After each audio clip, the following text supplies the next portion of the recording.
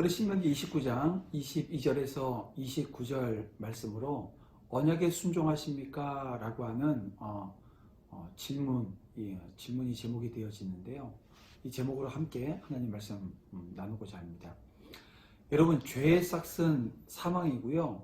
불순종의 삶은 저주입니다. 하나님은 죄인에 대해서 오래 참으시지만 죄의 길에서 돌아서지 않는 자에게는요, 벌을 내리신다는 거예요. 오늘 본문은 순종하지 않고 강팍한 마음으로 끝까지 돌아서지 않는 자들에 대한 경고의 말씀인데요.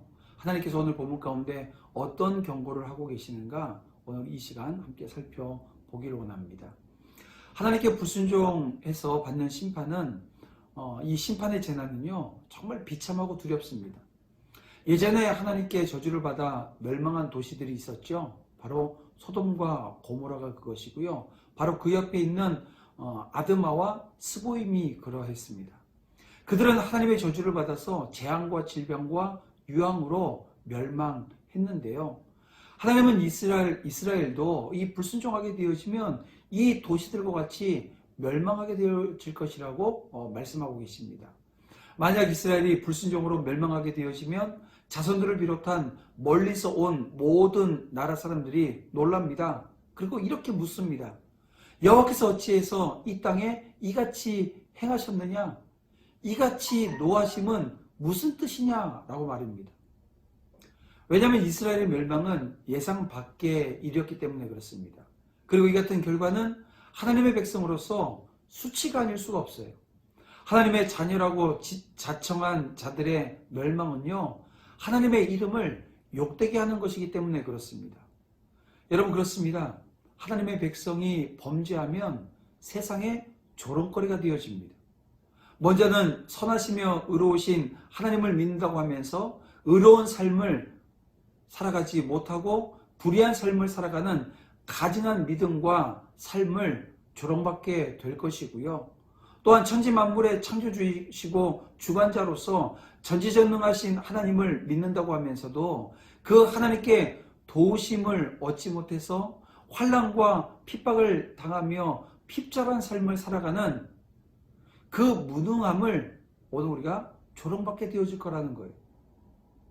실제로 하나님과의 언약을 어기고 하나님을 떠나 우상 숭배하며 악을 행했던 이스라엘 백성들은 하나님의 징계를 받았고요. 그 결과 주변 이방인들에게 조롱거리가 되어줄 수밖에 없었던 그들의 역사를 오늘 우리는 봐야 합니다. 그리고 예레미야 선지자가 그 상황 가운데 어떤 말씀을 주셨는가, 오늘 우리가 성경을 통해서 다시 한번 그 말씀, 하나님의 징계를 받아 멸망함으로써 이방의 조롱거리가 된 이스라엘 백성들을 향해서 어떤 말씀을 했는가, 오늘 우리는 주목하지 않을 수가 없는데요. 바로 예레미야가 2장에 있는 말씀입니다. 2장 15절, 16절에서 예레미야는 이런 말씀을 합니다.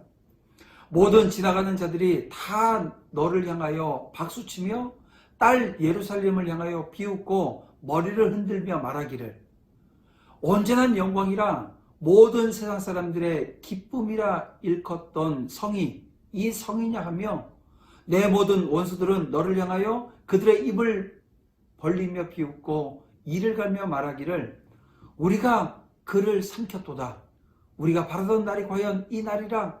우리가 얻기도 하고 보기도 하였다 하도다. 이런 이야기를 한다는 거예요.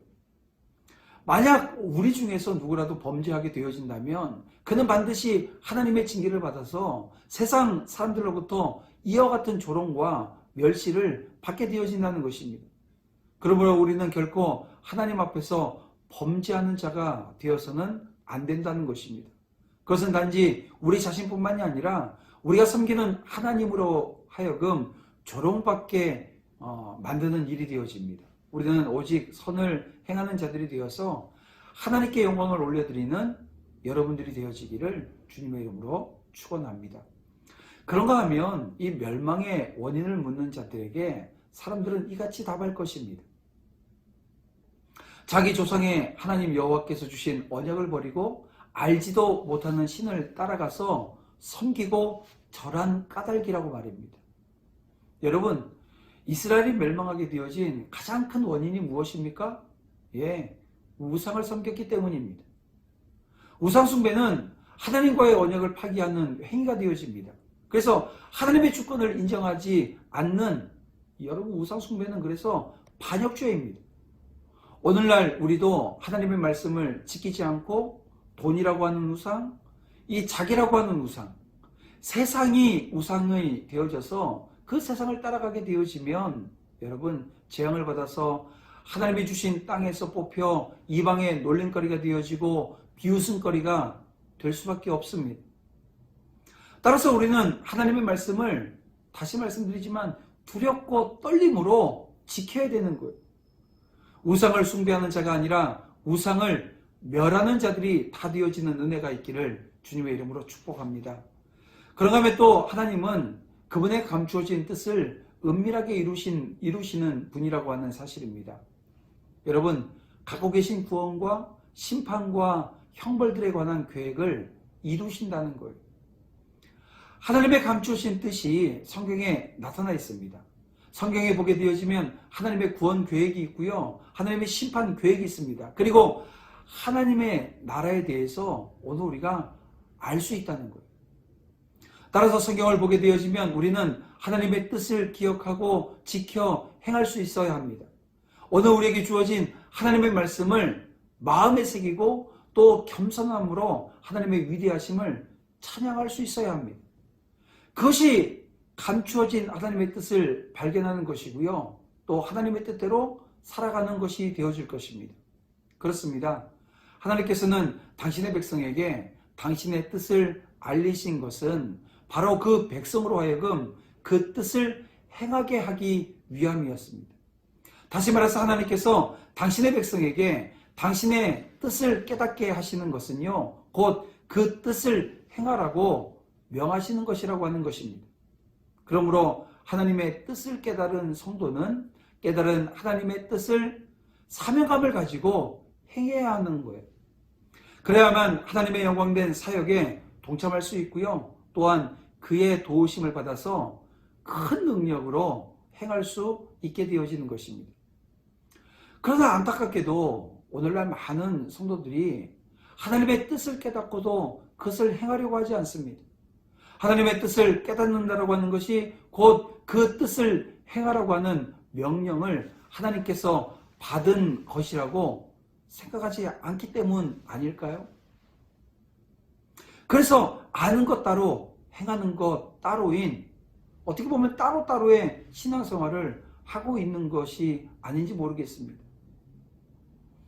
여러분, 이것은 오늘 우리에게 당신의 뜻을 깨닫게 하신 하나님의 뜻이 결코 아닙니다.